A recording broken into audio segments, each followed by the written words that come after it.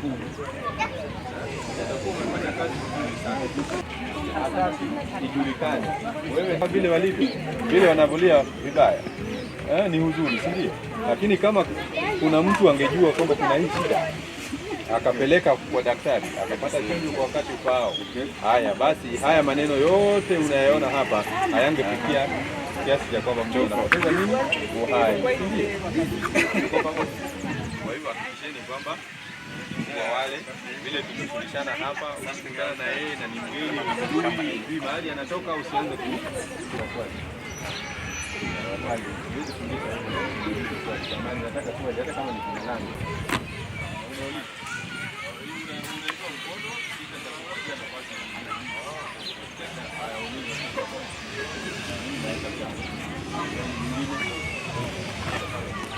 Nani ana swali kuhusiana na vile tumezungumza hapa? Nani ana swali? Nimesema hapa kwa sababu siko kwa chakula ataenda kwa mume akuletee maradhi itakuwa ni shida. So ukimtafutia sehemu ile nzuri, analala vizuri, anakula vizuri, unahakikisha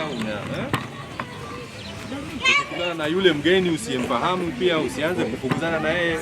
Watoto wana hiyo tabia sana. Ukikutana na yeye waambie mzazi, kwa sababu mzazi atakuuliza ulimfanyia nini ndio akakuuma. Unaenda kisirisiri, wenzako hutaki kuambia, kidonda kinakuwa hapo, hutaki kusema vizuri kidonda kimetokana na nini. Hicho kidonda useme, jamani, mimi bahati mbaya nimekutana na mbwa ama nilikuwa nafukuza nikapata nini kuumwa, ili kwamba pasafishwe. Vile tulisema pasafishwe, si ndio? Ile sehemu imedungwa ama ile sehemu imeumwa pasafishwe vizuri kwa kutumia maji na ni maji aina gani? Maji hata kama huna mfereji unaweza tumia jegi ile ya kawaida, unamimina hivi, unahakikisha ile sehemu umepasafisha vizuri. Lakini yasiishie hapo, hakikisha umefika kwa daktari ili daktari aweze kufanya nini? Kukupatia tiba kamili, usije ukafa. Unaona hapa huzuni ya kutofanya nini? Kutofika kwa daktari wakati ufao, ama ile ya kutosema. Inajulikana wakati maradhi yashapanda. Chanjo ni muhimu sana. Hakikisha umemwekea sehemu nzuri, chakula kizuri, maji safi, na awe na ile sehemu ya kulala. Asije akatembea kwenda nje kutafuta chakula, akutane na wale wenzao usiowajua wametoka wapi.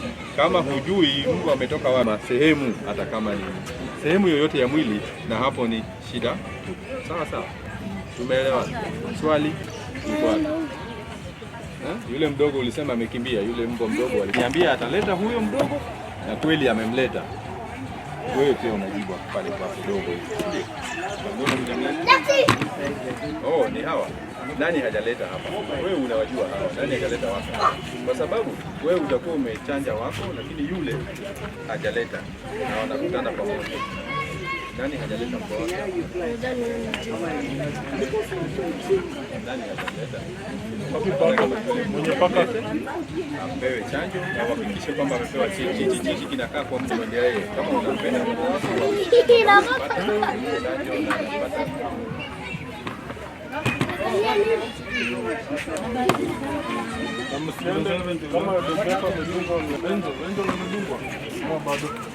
Ngapi amedungwa? Huyo ni nani anaitwa Dogi? Sasa hivi kazi yake tutamleta. Kama amedungwa leo ni tarehe nane. Lakini kama ndio anakusikia tutamleta tarehe nane. Nani mwingine amedungwa? Beni amedungwa. Beni. Wakati wanadungwa. Bado mimi si nasema nani? Si nani? Tunasema mwenyewe anakuja. Mwenyewe alikuwa kuja tuambie kama tunafungwa kwa Beni. Dai. Beni ni nani anatoa Beni? Dai. kwa chakula.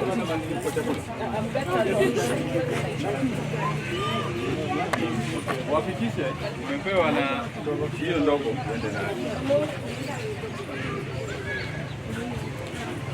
Kuna paka amedungwa. Wewe umedungwa? Sasa dunga. Kama ukuja.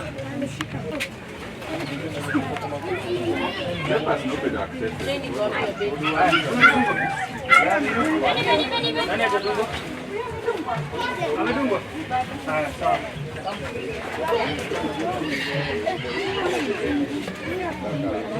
Ndio masaini hapa.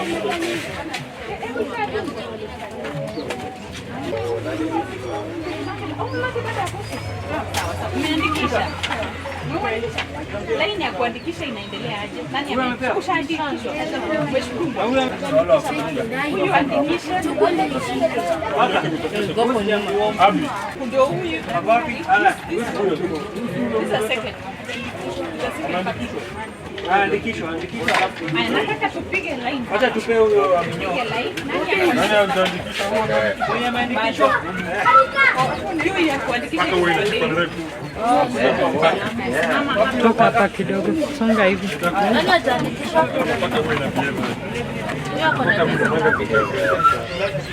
Cheki, kuja hiyo side ingine please, kuja ile side. Si hapo, kuja huku, rudi hivi, nyuma hii. Nani anafuata yeye kuandikisha? Ni wewe? Hebu shamaliziwa. Kuja hapa, tusimame hapa.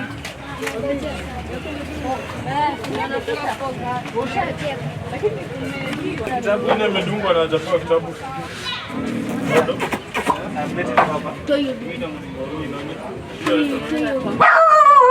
Huyu ni wanani? Ni wako? Ashamaliziwa? Chukua nyumbani.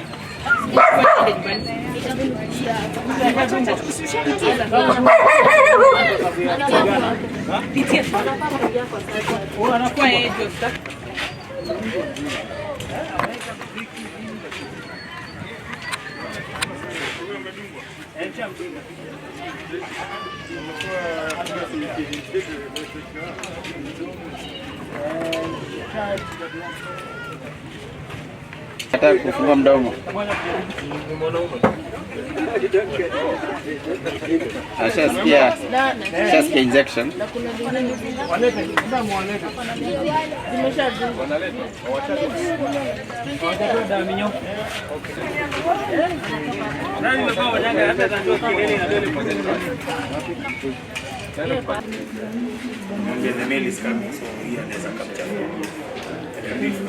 The rest can continue.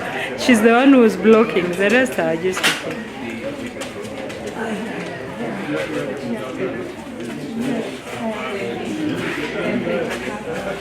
Pass. Just pass.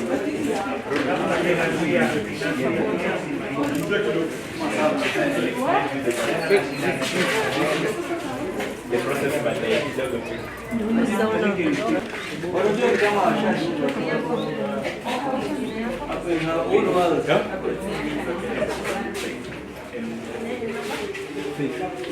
There's another one outside there. You need of meloxicam and amox. Rio. We both them.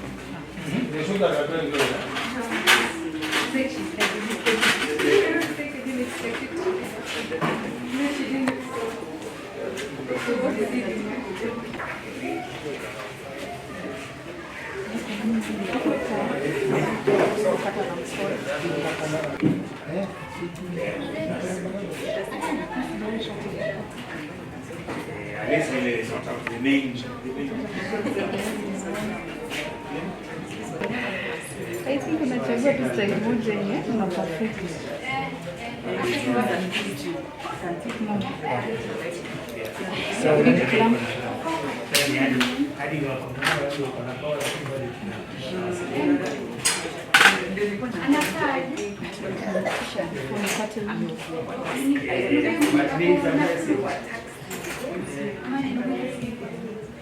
Nina hiyo mafuta yote. Nitagena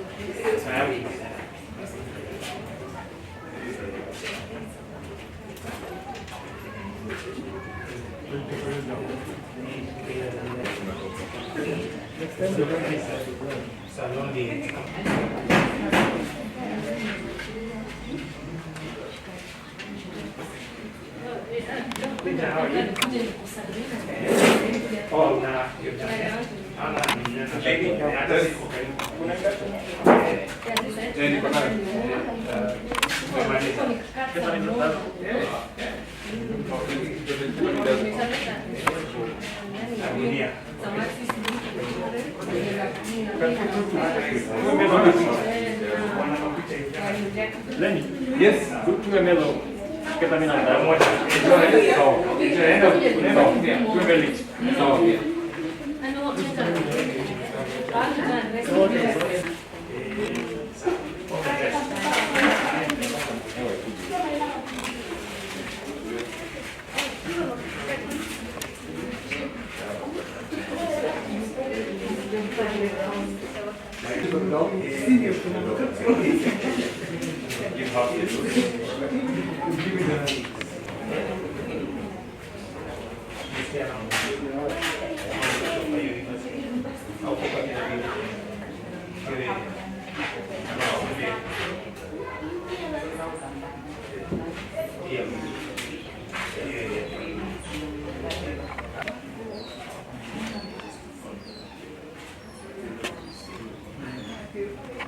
So this was done. This one has hard young puppies. It's still lactating, but old enough for her to get the procedure done. Yes. So it's called a castration for males. Yeah.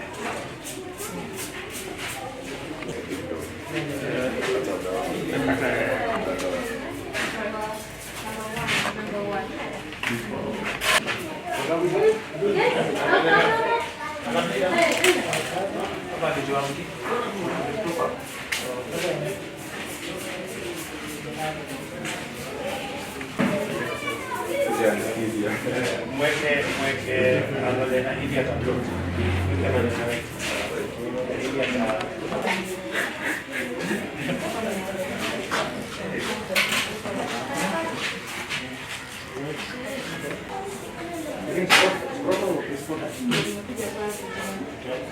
What is your ambulance?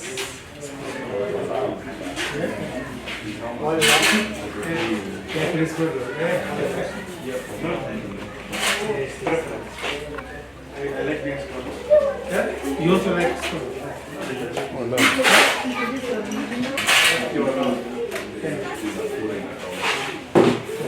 Continue researching and documentation.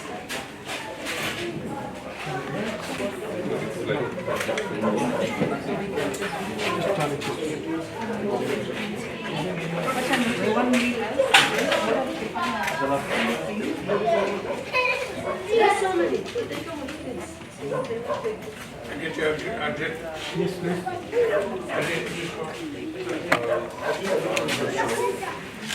You've brought for me another secret.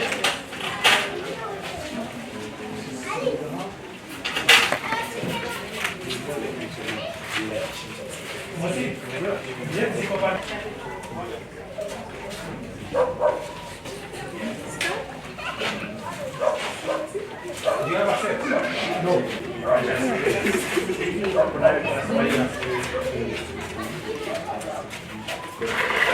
You want to drink from that side?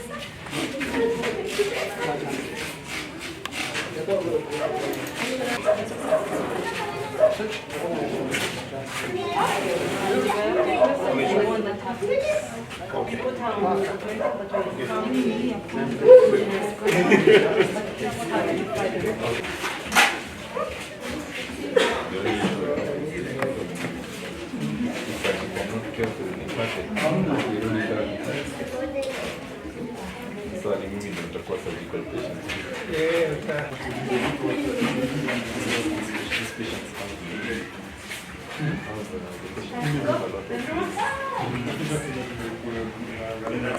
Hata hawana bado wanapata zimengoti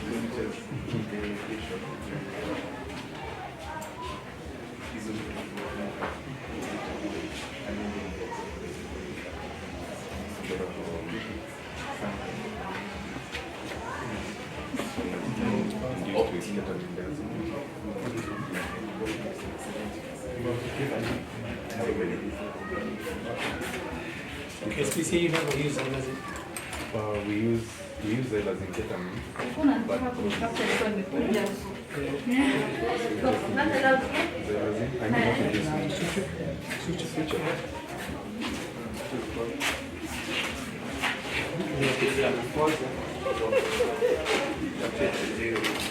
Cool.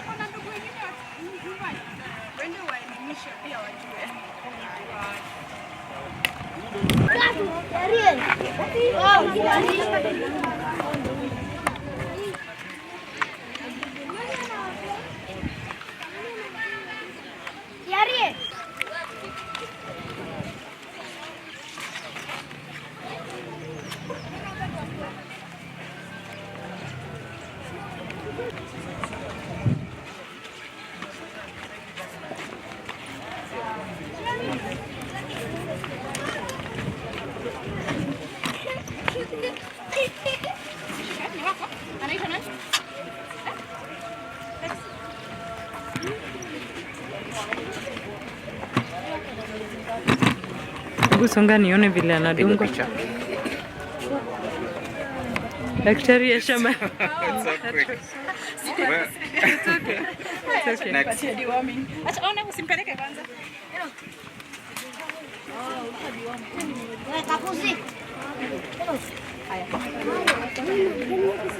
Haya, mtui toka hapa. Toka hapa hivi. Tokeni hapo. Ah, toka hivyo. Ngoja kidogo. Haya.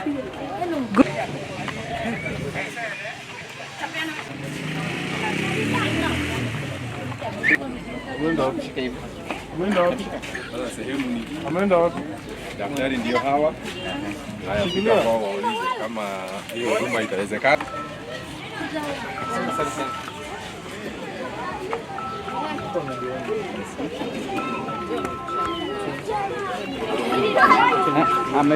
Ulisema kuna mwingine wako wawili. So, okay, go.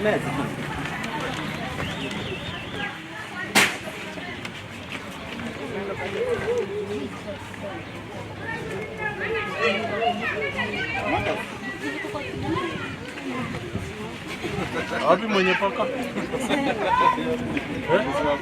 Wapi mwenye pusi? Hebu muite Carlos tuwafikishie kama ni kweli.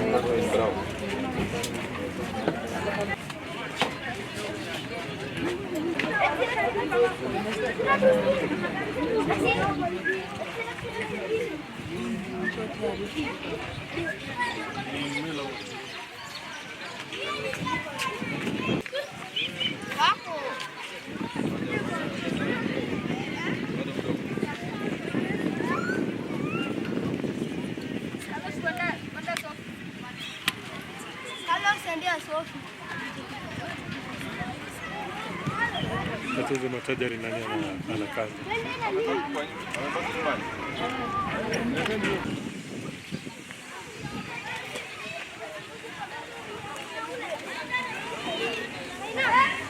Umeona hapo kwa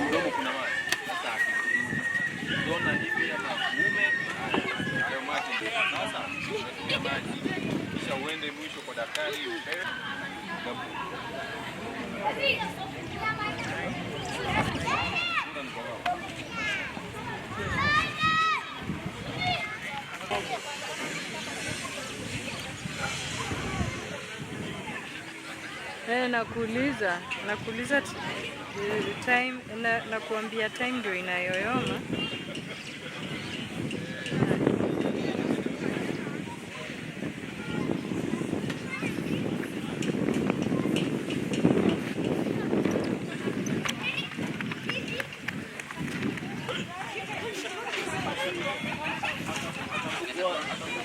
Shika kabisa. Huwa ameandikishwa. Nataka kumdonga kwanza. Naona anaweza toroka. Sote tundume mwandikishe. Naona anaweza. Ndio kidogo songeni.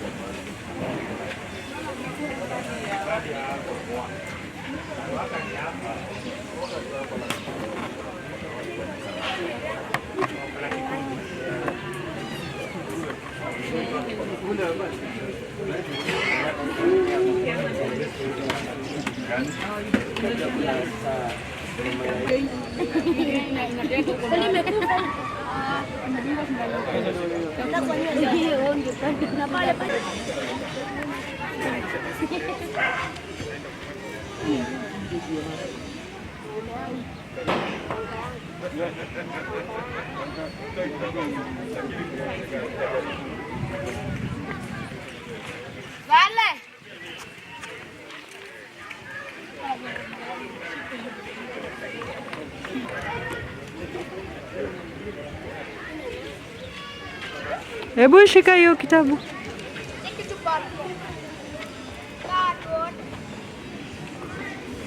Asante.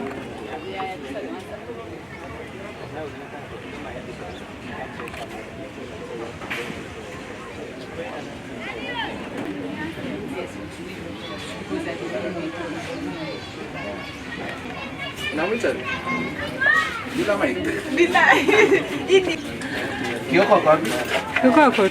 Anapiga picha. Si yuko tu.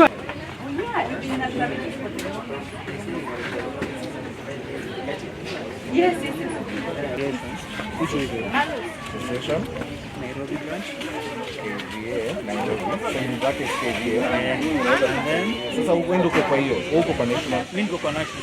Oh, so yeah. Ndosi.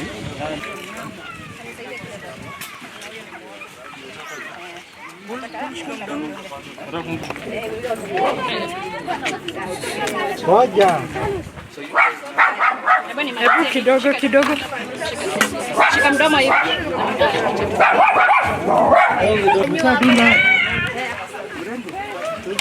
Mrembo. Sasa unakuja dawa ya minyoo.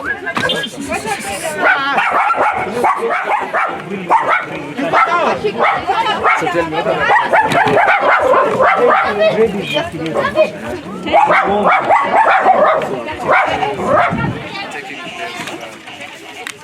vaccination.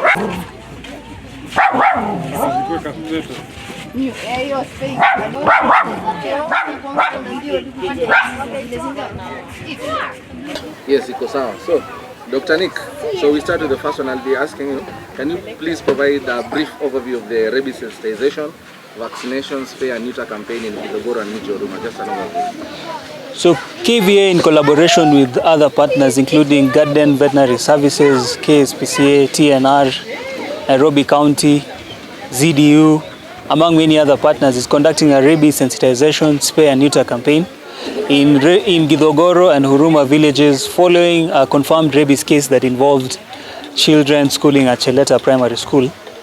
So this activity started by conducting a rabies sensitization campaign at Cheleta Primary School, which happened yesterday on the 7th.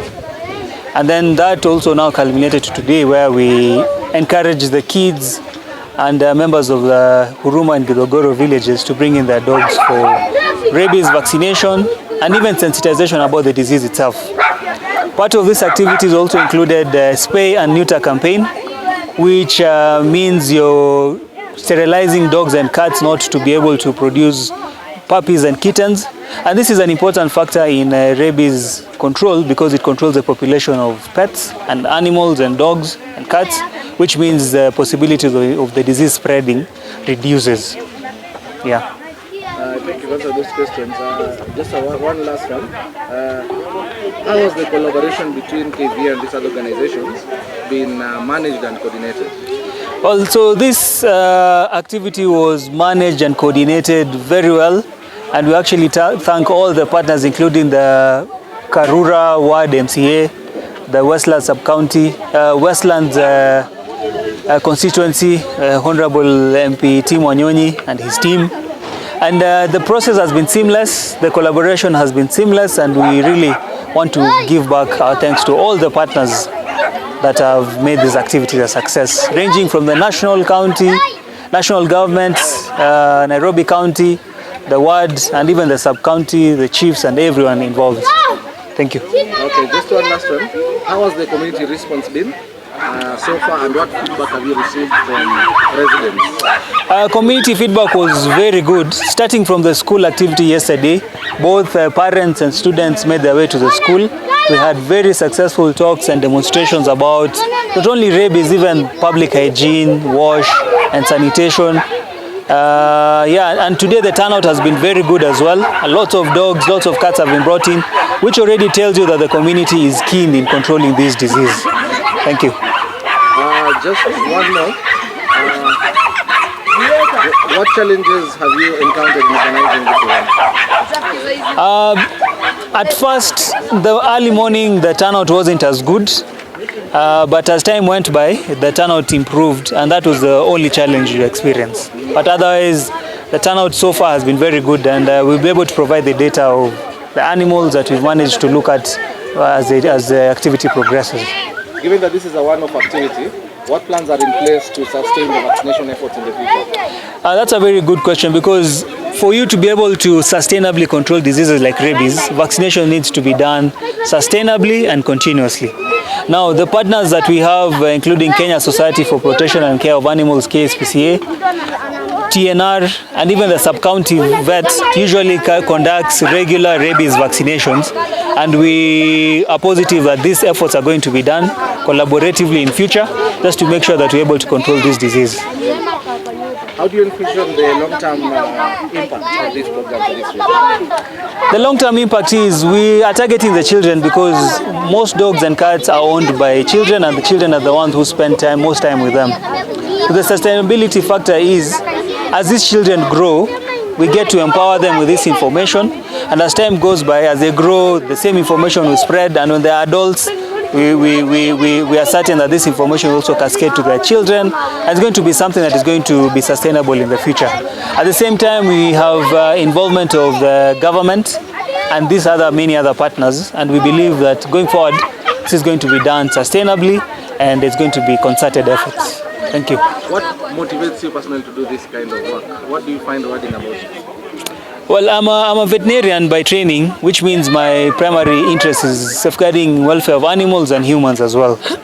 I remember my younger years when I was a child, and that's what inspired me to be a veterinarian. It was that I used to have dogs, I used to see them suffer, and that's what encouraged me to be a veterinarian. And therefore, I put myself in the shoes of these kids, and them showing efforts to vaccinate their dogs, to control rabies in the community, really mirrors the exact same experience that I had when I was a child. So I'm really eager to see how this turns out, and I want to thank each and every one of our partners for showing up.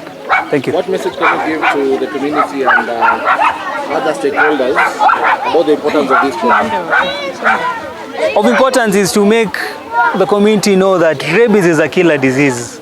Rabies is a very, very delicate disease. So when a parent, a child comes home and tells you they've been bitten by a dog, the first response should be to rush them to a nearby health facility to have the situation assessed, to make sure that you safeguard the health of a child. You being bitten by a dog does not mean it's the end of your life. You can always get post-exposure treatment that will be able to prevent you from coming down with the disease. So the community, the parents, and the whole society at large is encouraged to take rabies as a serious disease. Make sure that dogs are vaccinated. When you handle your dogs or you handle your cats, wash your hands thereafter. So basic hygiene will help you go a long way and live sustainably with your animals. Lastly, how can people support this program or get involved in this campaign, in future activities? So in future activities, the easier way to get involved is to spread the word. When you have such a campaign, communicate to your friends, communicate to your neighbors, so that we have a good turnout. Because it doesn't make sense to vaccinate, if say we had 10 dogs in Huruma and we only vaccinate 3, what happens to the rest of the 7? It means that still the disease will be a danger to the community. So the importance is once you hear this information, spread it out to your friends, to your neighbors, and once you do that, you'll be able to safeguard the community as a whole. And of importance is to make sure as a parent, you watch at how your kids interact with your animals, with your dogs, with your cats. Just prevent them from coming down with serious diseases like rabies. Start with your name and then you can provide an overview of the rabies sensitization. Or let me start again. Nisikurudishe. Sirudishe nyuma. Your overview, I'm sure you do have that one.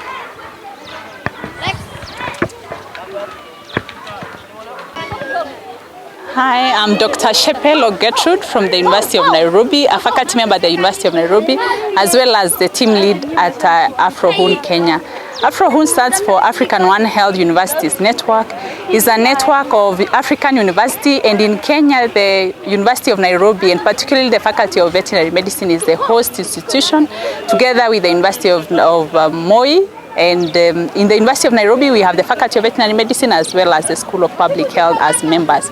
So of course, as a faculty member at the Faculty of Veterinary Medicine, I do research, I do the training of veterinarians, and as AFROHUN, I take part in the activities that are relevant to One Health. And when we talk about One Health here, we refer to activities or events that involve both animals, animals, human beings, as well as environmental. So basically, an all-rounded approach to the activities.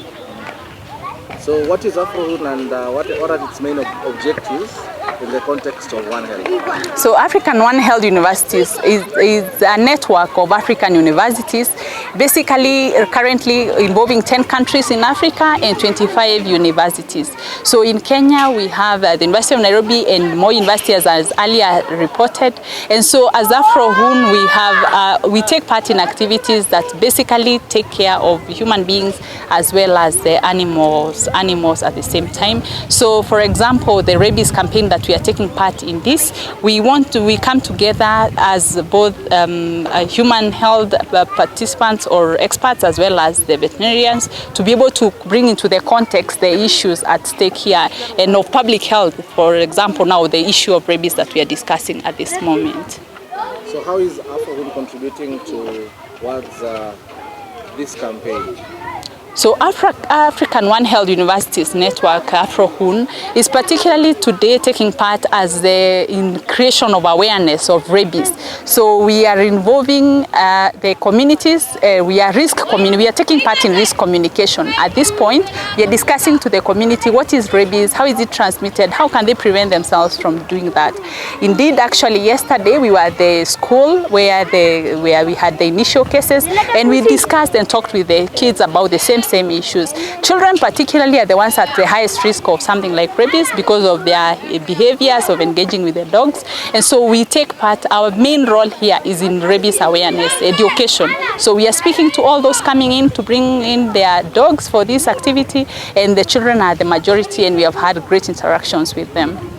What outcomes do you expect from the rabies education component of this campaign? With this education component, we anticipate that moving forward, at least they can relate and know what rabies is, what risk lies ahead of them, but more so prevention, because we are helping them understand then how do I treat my dog well so that I don't run a risk of a rabid dog. Therefore, provide them with a good housing, make sure that they don't go roaming, provide them with food, they don't go around, and so they don't have to run the risk of getting infected. In any way, more so, communicate to them the importance of the rabies vaccination that is ongoing. Once your dog is vaccinated, it's safe. It doesn't have to risk another person.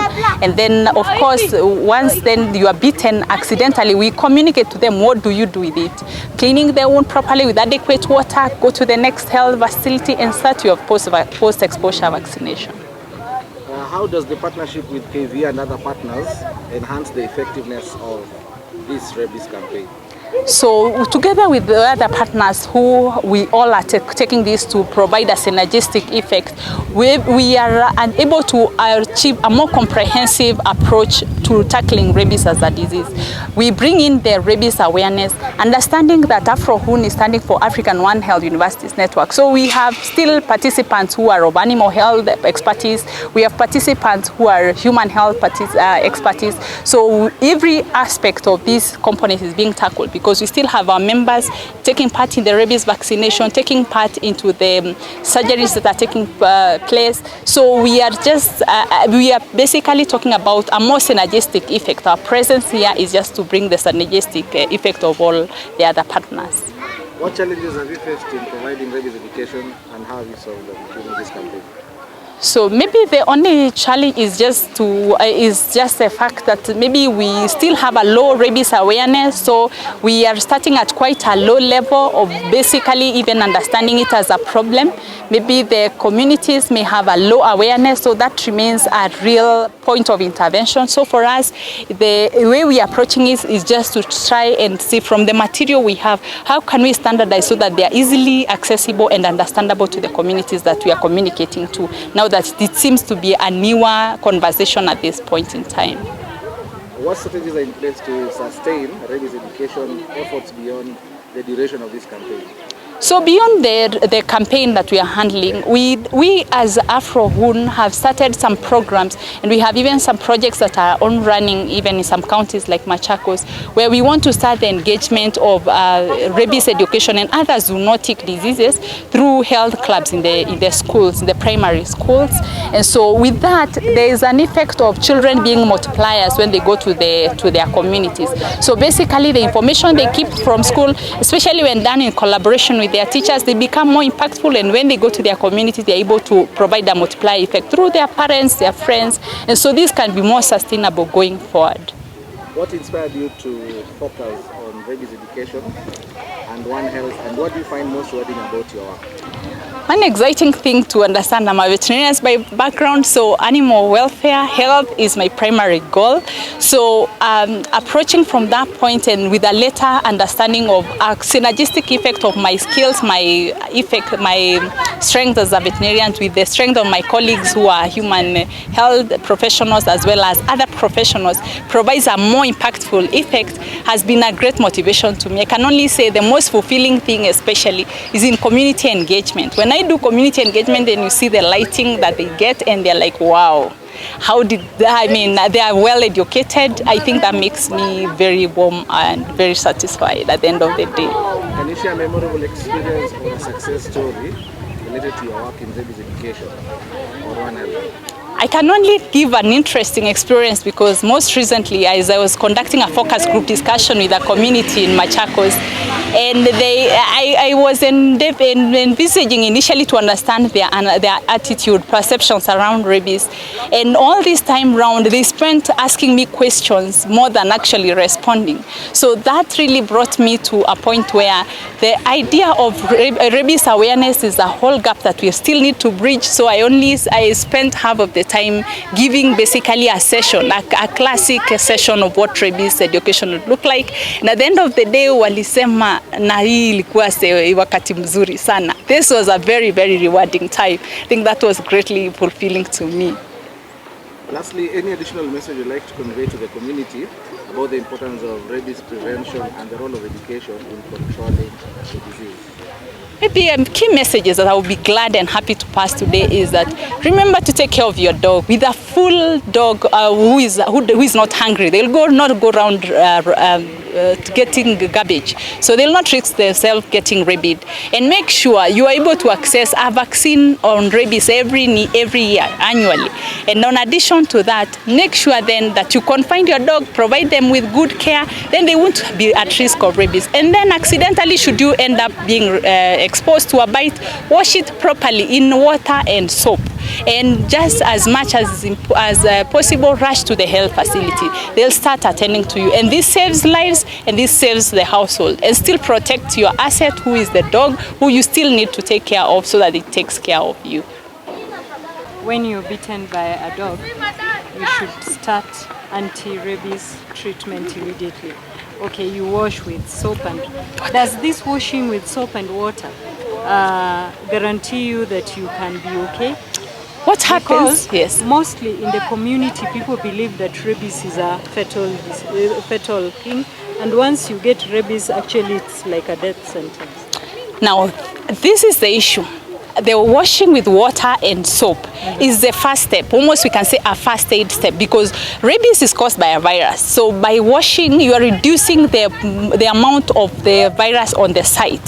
So by reducing the amount of the virus on the site, then you are reducing your risk of the amount of virus going to the central nervous system. So it's basically, we can say the soap water is a first aid, of which immediately you then go to start the first injection. Just to remember that it is actually a set of 5 injections that is anticipated for you to take. So the wash with soap and water is a first aid and reduces the number of viruses at the bite site. So then you either use that, and of course use spirit if it's available for you, iodine, so that at least just reducing the amount of rabies on the site. Because there's a process from the bite site, the virus goes slowly to your nervous system. So you're reducing the viral load at the site of bite, so that then you reduce the risk of then access to the nervous system. You start the jabs then, so that then your body starts fighting it. So when then you have to start it at day 0, it is then the risk is substantially reduced. Because of course when they say it is a death sentence, because once the virus arrives to your nervous system, there will be no reversal to health. We're basically talking about it's a prevention. At least you will cut the cycle so that you don't have the virus arrive to your nervous system and start the process now that becomes a life sentence. Okay.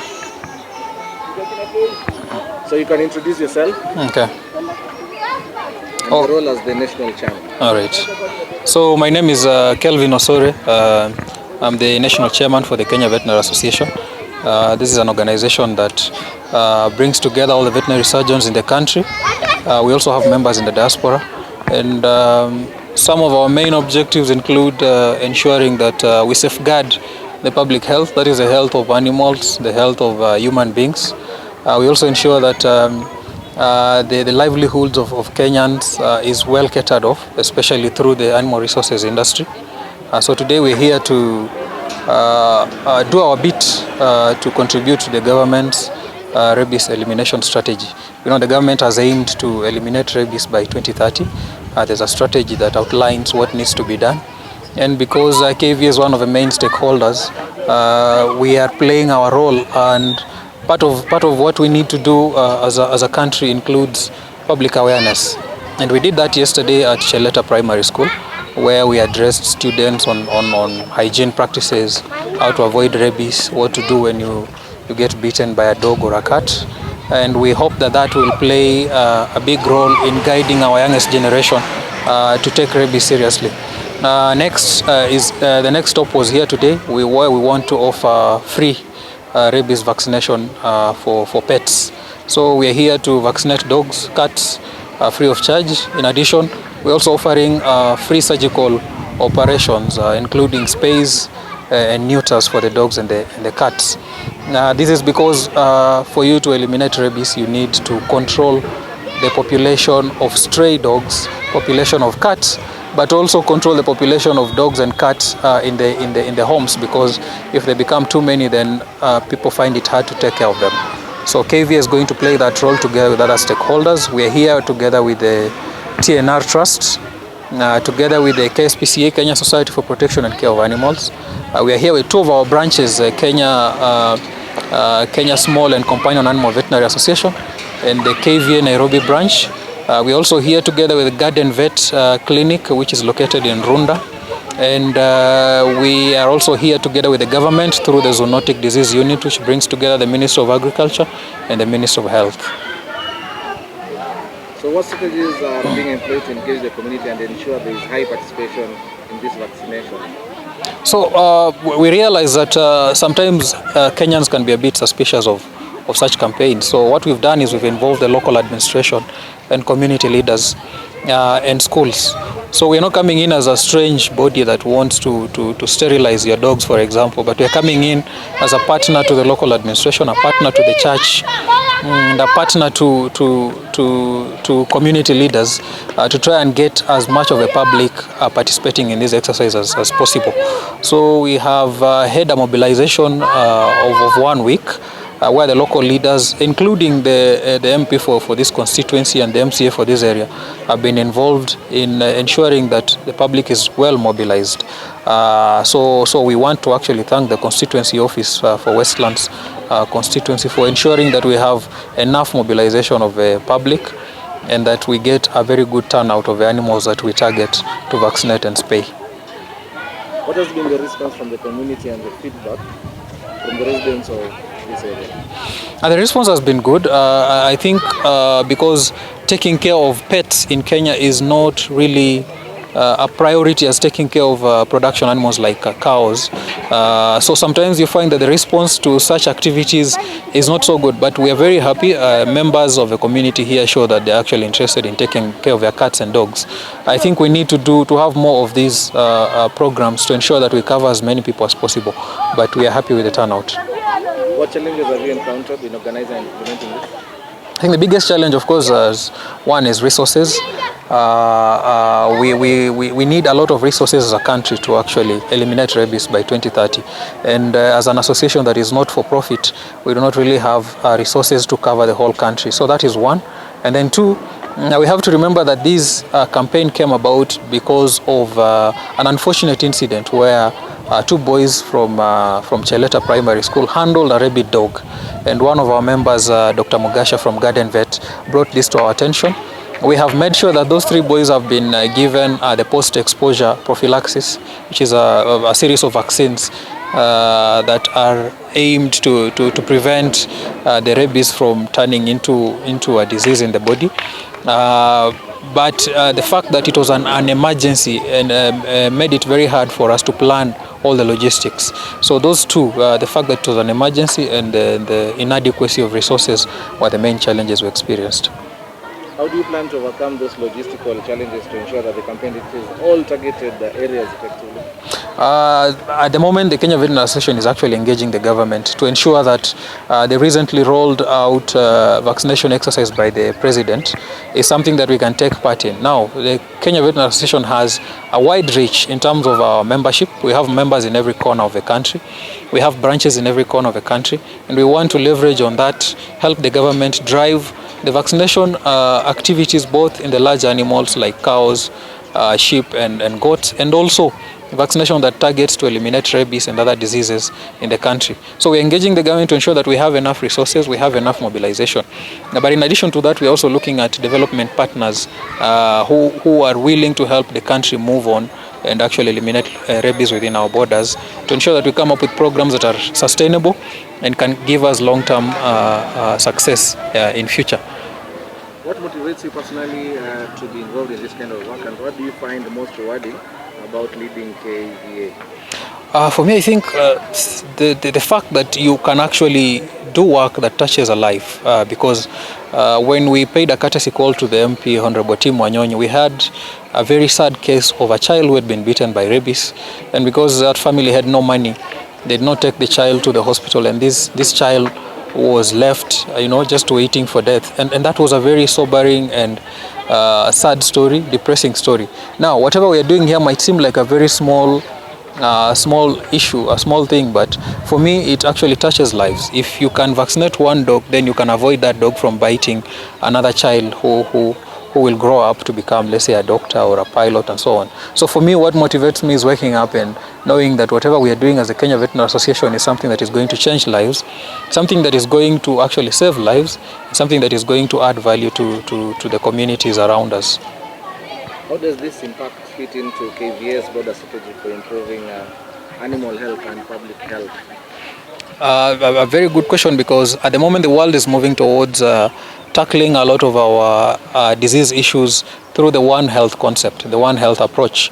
So that informs us that diseases cannot be separated into those causing diseases to animals and those causing diseases to humans, because we found out after the COVID pandemic that a lot of diseases that affect human beings have an origin in animals. So KVA, as the main stakeholder in the veterinary profession, we understand that controlling diseases in animals ensures that we have a better healthcare system in Kenya, because then you have fewer diseases, fewer cases of people rushing to hospitals with diseases, and of course more lives saved. So for us, that is our biggest role in fighting public health related issues in the country. Is there any message you'd like to convey to the community and other stakeholders about the importance of this campaign and this prevention in Kenya in general? So first of all, I think it's clear to us that there exists a knowledge gap among the public and even sometimes the healthcare professionals on how to handle rabies. So it is key for me to not leave here without stressing the importance of first aid after a dog bite or a cat bite or a scratch. Ensure that you wash the wound with running water and soap for at least 15 minutes. It is very key to do that, because studies show that actually lowers the burden, the chances of contracting rabies. In addition to that, I would like to speak directly to the government. Veterinary professionals play such a big role in disease control in the country, in ensuring that the public health of the country is safeguarded.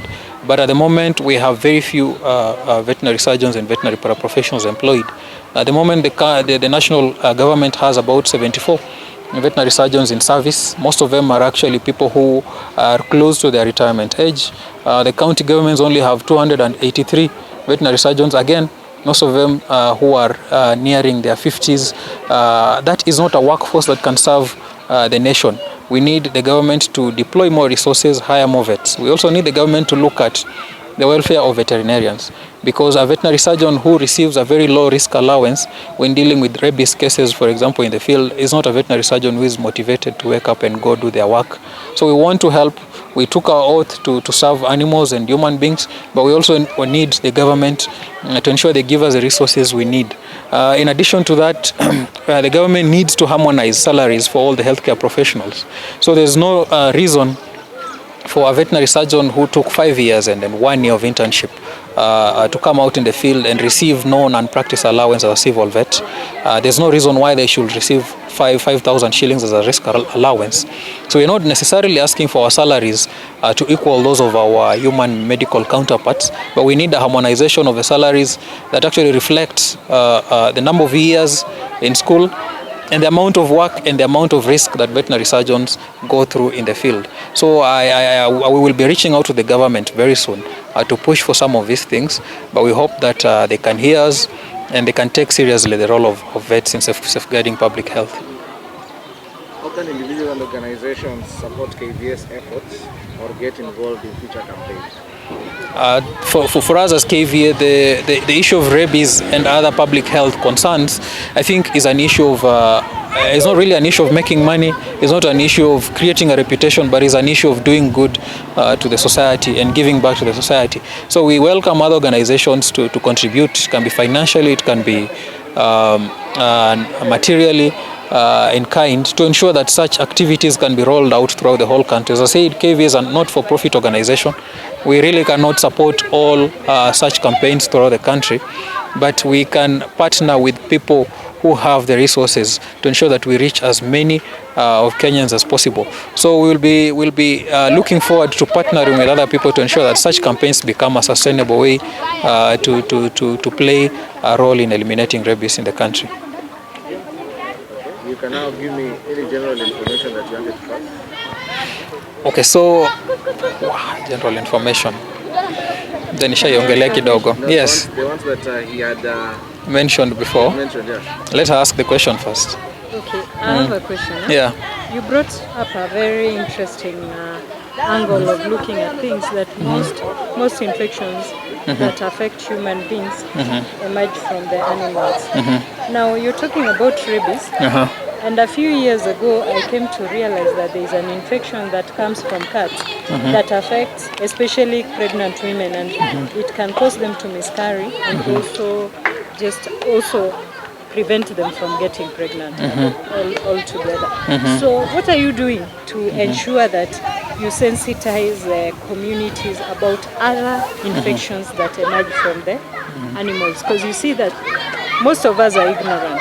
That was the first time that I heard about that. And if that is me, how much more other people who love keeping cats? Because I am aware that human beings love cats. Yeah. So what in the cat causes that? Okay. Yeah. Thank you so much. So cats together with dogs are, I think, some of human beings' closest companions. We love them. We especially when we are back at home and you feel like you're tired and you have a cat and dog, you feel very happy to have your pet around. Of course, that does not mean that they do not come with their own negatives, and one of them is what you've mentioned.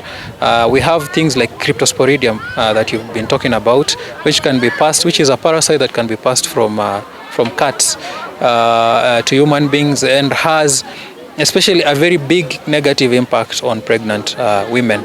Now, what we have been doing through our members, those who run practices, those who treat cats, those who have clinics, is sensitizing cat owners. And this is why it is very important for you as a cat owner or a dog owner or any animal owner to ensure that you take care of your cats or your dogs or any other animal you keep, and that you have a vet at hand, because most of the time it is very hard to understand the challenges that come from these animals unless you have a professional who advises you. So ensure that you have a vet, a registered vet, one of our members, who advises you on the risks, who advises you on the welfare of these animals, who advises you on the hygiene measures, and ensure that you follow the full vaccination and deworming schedule. Now, we have people who own cats that have never been vaccinated. We have people who own cats that have never been dewormed. Those cats are then susceptible in catching some of these parasites. They're susceptible in contracting some of these diseases and passing them over to you.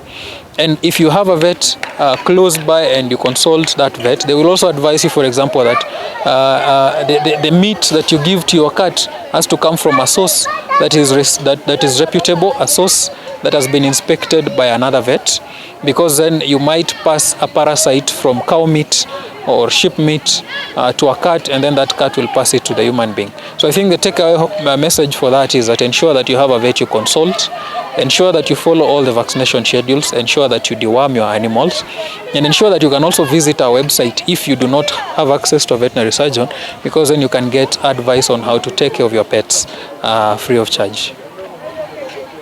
So you had other issues. So as an association, I think the key problem we have right now is unmotivated members. We have veterinary surgeons who have been in school for between 5 to 6 years if you count internship, but these are surgeons who do not have really good working conditions. So the veterinary offices in this country that do not even have refrigerators, for example, to store vaccines. The veterinary offices that do not even have power, they're not connected to power, and they're supposed to actually refrigerate vaccines to administer to animals. So the working conditions for vets needs to be looked at, and this is something I think as a country, if we want to improve our healthcare system and access to healthcare, and reduce disease burdens and ensure that we have fewer people visiting hospitals, we have to do. Vets serve as one of the primary barriers towards diseases and other infections in the country. Our work that we do in the field can only be done better if the government delivers on its promise to ensure that vets are well paid. To ensure that vets have a good working environment, ensure that they have cars that they can use to go out in the field, ensure that they have working refrigerators and so on. So that is one. In addition to that, I think it is also key because at the moment the country is going through a battle between pharmacists and vets on the control of veterinary medicines. It's key to also note that international precedent, international practice right now is for veterinary surgeons to control veterinary medicines. What we have right now in the country is a situation where pharmacies are trying to control veterinary medicines, and it is not really guided by science, it's not guided by international practices, but it's something guided by greed. So we want to call on our MPs to ensure that they retain control of veterinary medicines under veterinary surgeons, because we are the ones who understand how these veterinary medicines work in animals. So that is something else that we want to press home as KVA. Finally, we also want the government to understand that agriculture, health and education are some of the key sectors that a nation cannot grow, whether it's socio-economical or politically, without. What we have seen of late is that the government has been depriving funds to the agriculture sector, reducing the allocation of funds to the agriculture sector, and that is affecting delivery of services down here. It is affecting how much departments can budget for seeds, how much the departments can budget for vaccines, and so on. So we urge the government to ensure that veterinary departments and even the agricultural sector is well funded to ensure that they deliver on their promises to Kenyans. Thank you.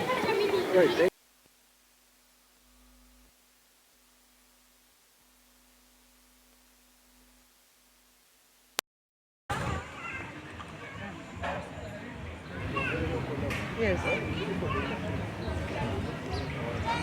Yeah. For now, me, I don't have that.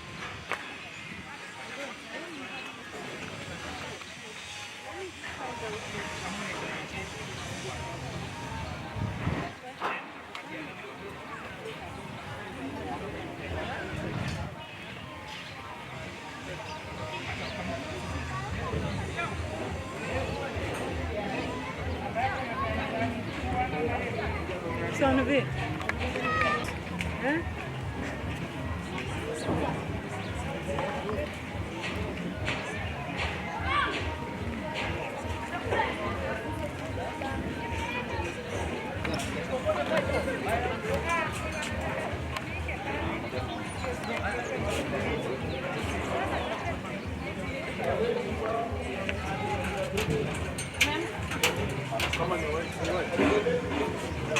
Hivyo akwe. Alafu tukae hivi. Yes. Hapa unajua mrefu sana, kuna nafasi pale hapo. Huyu jamaa amevalia nguo ya blue. Nani?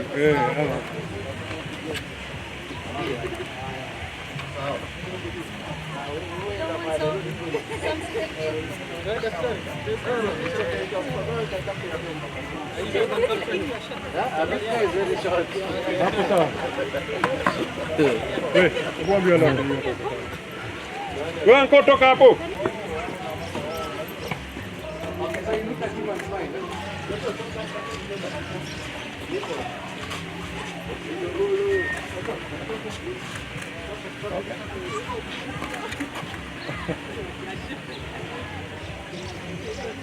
Okay, so unawapata wote?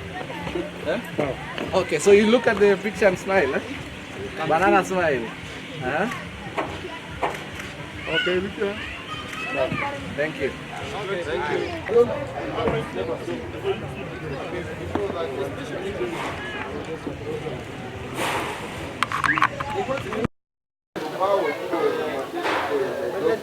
Think hapa sifili kani kwa flat vizuri. Hapa ni safi. So you can introduce yourself and describe your role. KSPCA. KSPCA. Okay. My name is Desmond Tutu. I'm a vet surgeon. I work with the Kenya Society for the Protection and Care of Animals, mainly focusing on community animal welfare.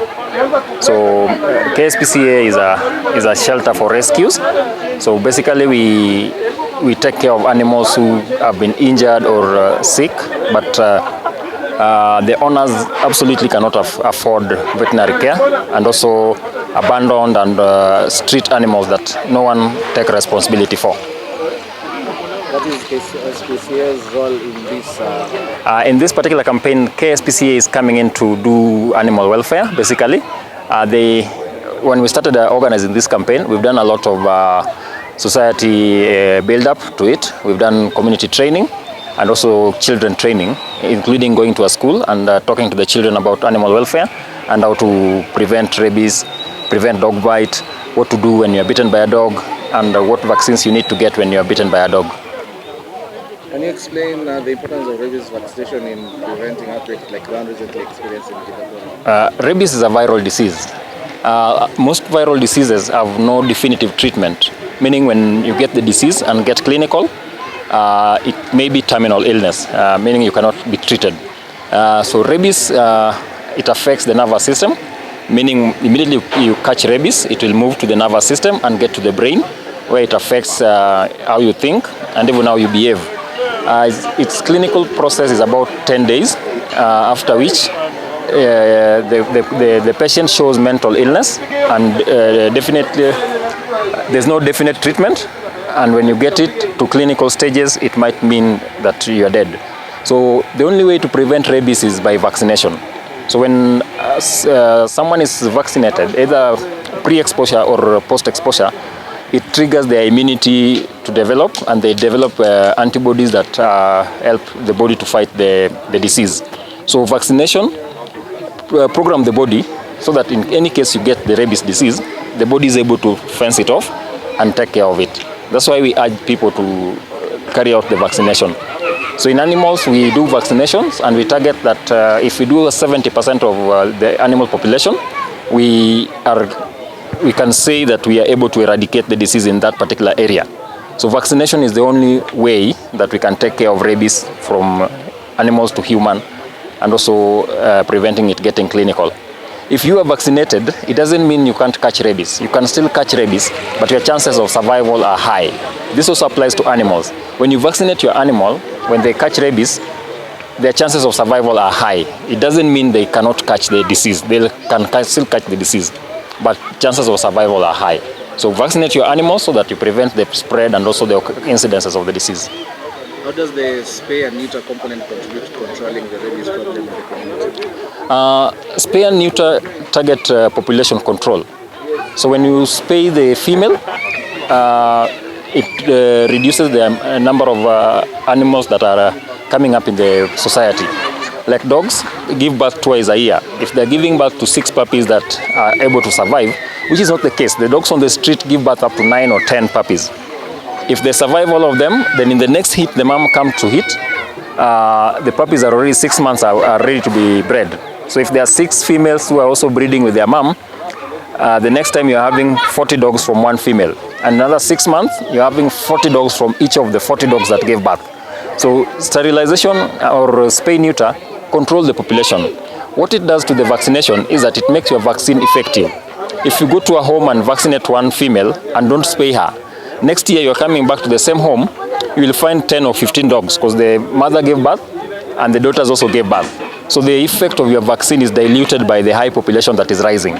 So if we do spay neuter, then you come back and find the same dog that you vaccinated last year and you vaccinate it again, makes your vaccine more effective and the immunity more permanent than if you just do vaccination and don't sterilize the dogs. The numbers are still quite overwhelming, and in Kenya we always have shortage of veterinary professionals who can actually successfully do the surgery. So we tend to do a particular number of a percentage of the vaccination, but it's gaining momentum, and through the support that we get as KSPCA, the donations that we get, we are able to go back to these communities, collect the females that we have not been able to do, and do them. And areas that we have done the campaigns, we have seen a big difference, like areas like Dagoretti and also Kawangware. We have also done Kibra, we are seeing a big difference because the vaccination is working. There are less outbreaks, there are less incidences of the rabies disease, and we are finding healthier dogs that the owners are able to take care of. So spay neuter affect the vaccination in that it limits the number of new puppies born in the area. So your vaccine is more effective when you come back to repeat it. Why is deworming included in the campaign, and what benefit does it provide to the overall health of the animals? Worms, just like in human, they are vermins. They are parasite to the animals. They suck blood, and some of them feed on the nutrients that actually the dog is supposed to be feeding on. So it's part of animal welfare to take care of the parasites as a way of controlling diseases. So the reason we incorporate deworming while doing vaccination is to ensure that as you vaccinate to prevent rabies, you're also deworming to prevent the animals from getting secondary infections that are related to malnutrition and also anemia due to blood loss that is sucked out by the bloods, by the worms. How is KSPCA engaging with the community to raise awareness about rabies prevention and responsible pet ownership? KSPCA focus on low-income areas, what commonly are called slums. So they go to these societies, they carry out education, and also they carry out just public sensitization on animal welfare, and also vaccinations and spay and neuter. Anytime there is a stray dog seen anywhere or a dog that is injured anywhere, KSPCA is the first on the dial list. They are the first to be called to respond to these animals. So when there's an outreach like this one, KSPCA would want to be part of it so that we show our presence, we leave our contacts, and also we continue with the education. We are here to just bridge the gap that is missing between the practicing clinicians and the government veterinarians. The gap is so big because the practicing clinicians will go for money. They cannot attend to an animal if the owner is unable to pay for it. The government vets, there are very few, and even the person who is responsible for this area is based in Westlands. So you can imagine the gap that is there for him to come here. He may not have the right medication or supplies to come and attend to this dog, or even if they come and capture this dog, they have nowhere to take it. So the KSPCA come in to sensitize the society. They pick up these injured dogs, they go and treat. When they come back, they do education to the owners and the children, and they are able to take the care of the dog, bring it back when it is well, and show the owners why they picked it up. So KSPCA play a big role in community education and also in sensitizing people about the rabies as a disease. So how does working with other organizations like KVA enhance the effectiveness of such campaigns? KVA is our mother association. They have a program that is called Disease Control and Eradication. So it involves vets coming up together. The vets come to volunteer to help the mother association achieve its goal. Under the KVA, we have other sub-branches that we work with, like the Nairobi branch and also the Kenya Small and Companion Animal Veterinary Association branch. So these three branches come together to tackle the animal welfare issues in Nairobi. So KSPCA comes in because when they carry out this kind of campaigns, they need this organization to help them. So when this organization also put up their appeal, KSPCA come in to help them. So we work in synergy. Today we need KVA, tomorrow KVA need KSPCA. So it's a give and take situation. What measures are being taken to ensure sustainability of rabies control efforts beyond this one event today? Every county has a mandate of disease control. We've put in place measures through the Director of Veterinary Services that anytime there is animal clinic anywhere, field work, there must be vaccination against rabies.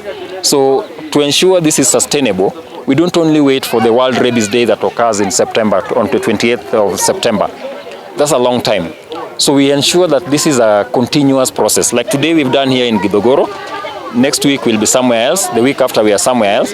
But within a year, we must be able to come back to the same place where we did the vaccination and sterilization.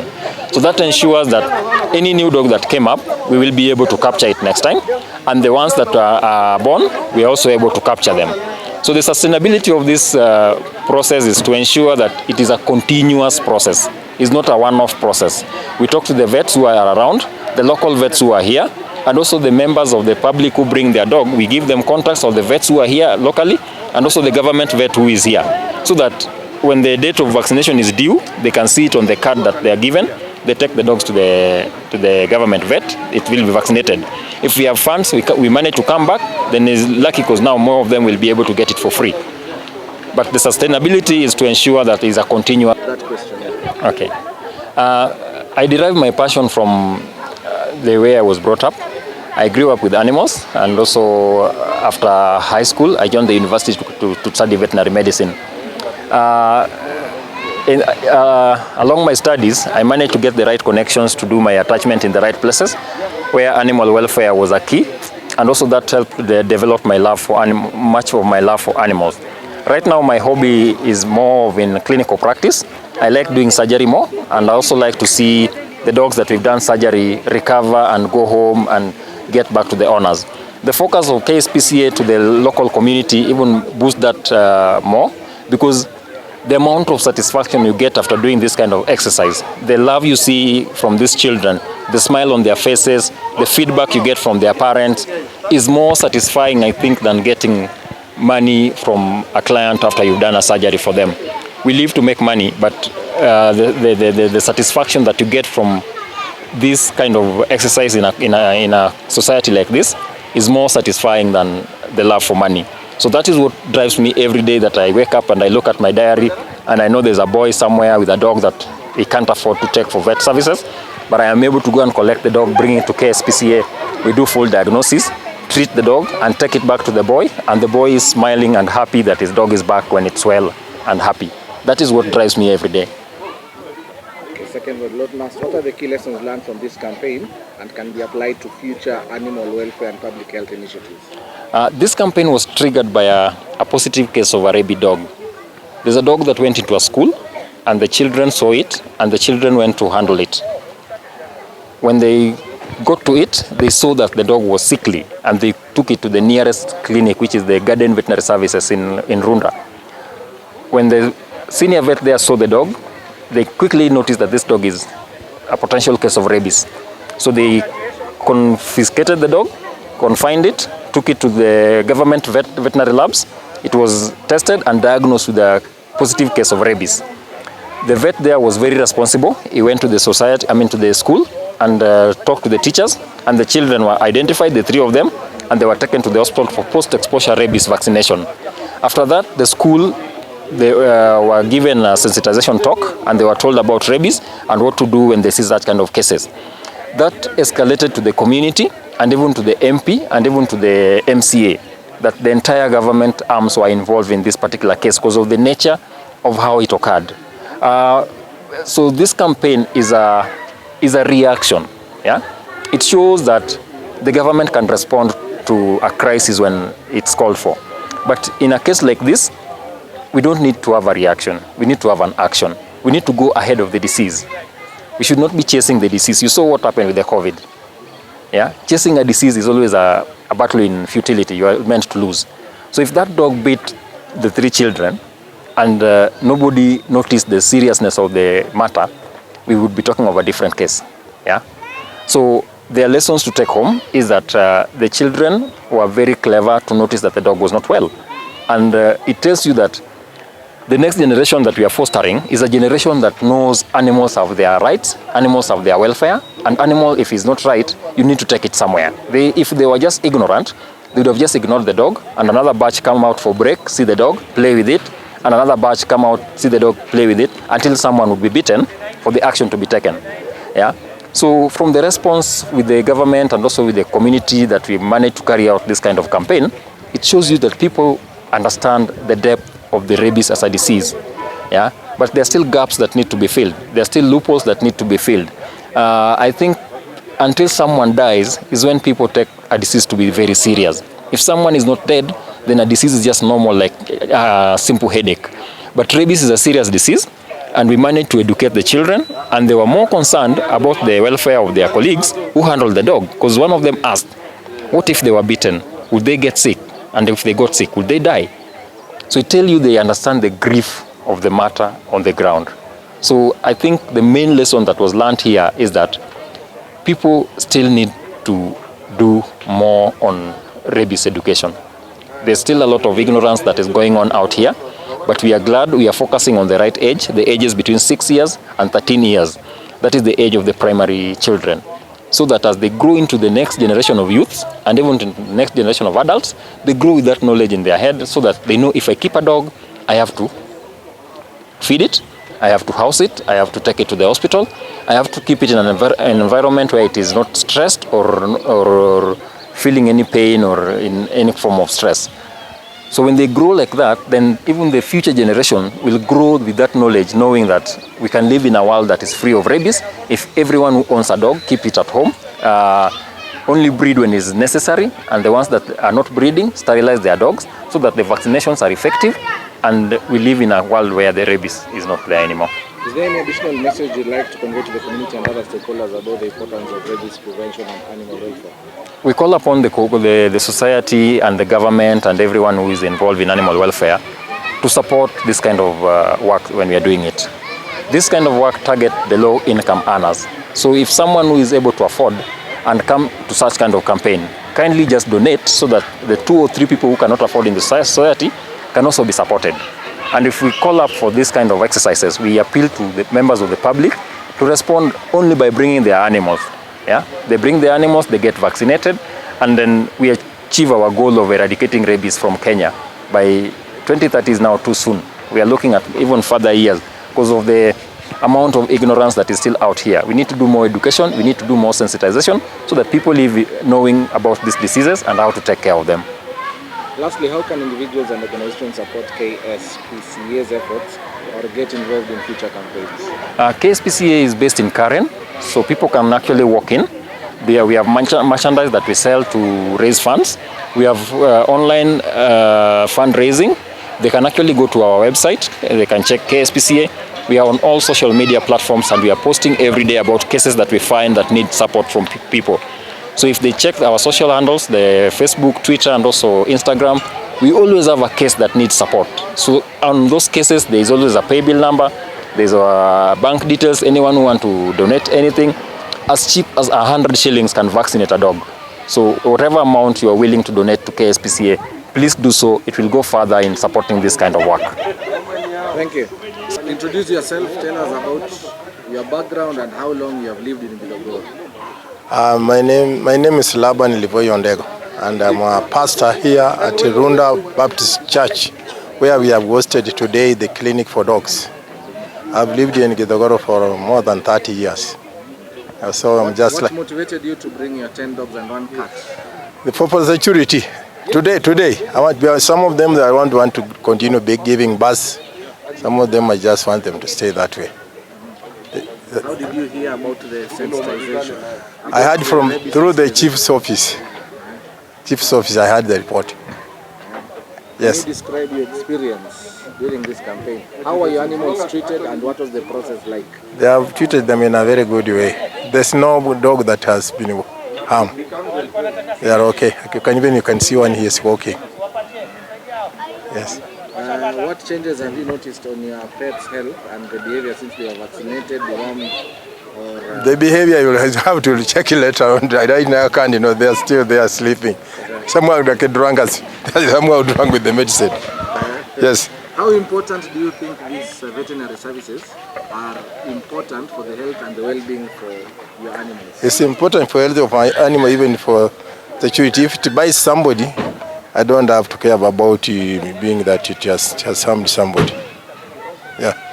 How has the recent rabies outbreak in Githogoro affected your perception on the importance of rabies prevention? Because many people can get saved and can get infected, and even they can die from it. Because rabies is a very dangerous disease. Yeah.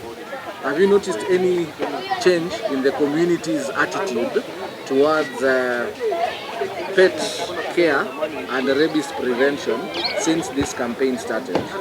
Yeah, the people they have been ready for the day. They want to be ready to the day to bring the dogs. Even you have seen how they came in large numbers. Yeah. Do you plan to continue getting your pets vaccinated every year? And that is my plan. Yeah. Yeah, for the betterment of How do you think the community can sustain these efforts to prevent future rabies outbreaks in Githogoro? By calling more clinics yearly. Yeah. Yes. All right. Yes. What do you believe is the most important benefit of this campaign for you and your community?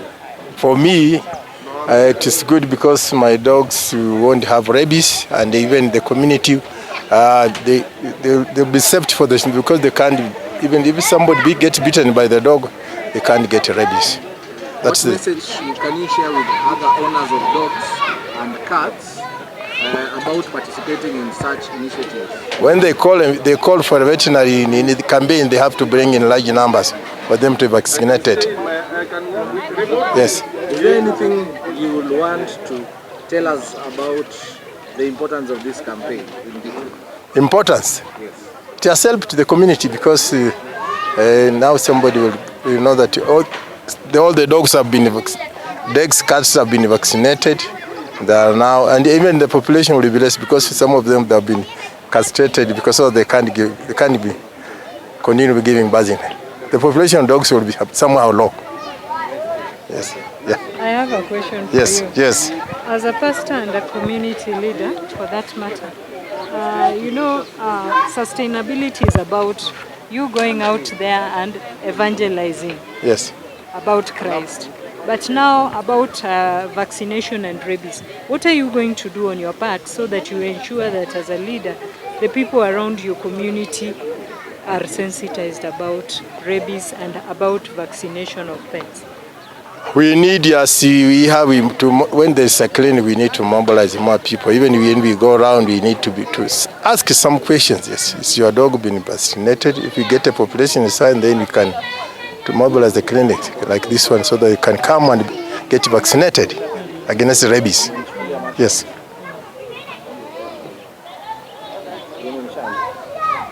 Anything more? No. So yes.